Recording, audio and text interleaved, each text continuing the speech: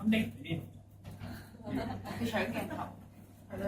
佢兩個都幾拗片，一嚟睇佢有問。跟住佢一齊喐先。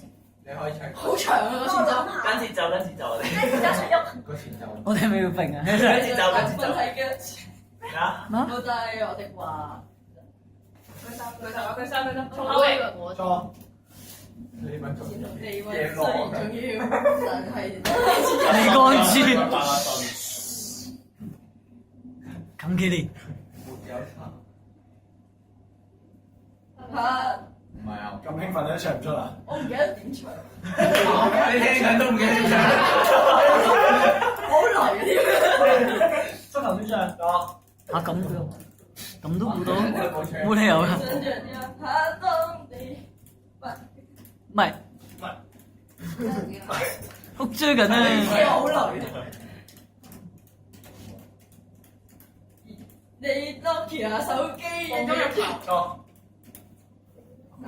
我連估，我連聽都聽唔到。你係啊，其實好多歌詞係佢唱唔到咋。我就係播晒全首，但我都未哼到。我覺得佢會 mix 埋。我啱啱都唱唔到啲歌詞。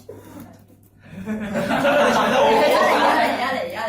而家 OK 高潮位，女會中意成熟嘅，咁仲有你最要個男人嚟高潮嘅。好嘅播首歌。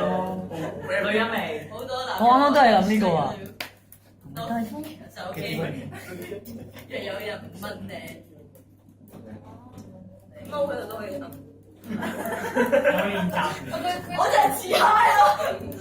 你聽住首歌好 high，但係佢唱唔到。係啊。原來你中意 Nokia 手機會咁地㗎。紅日。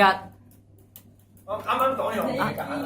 發現喺車上之中，班 M 記仔仲攞住生活態度同生活有啲心機啊，會微笑，然後轉身離開，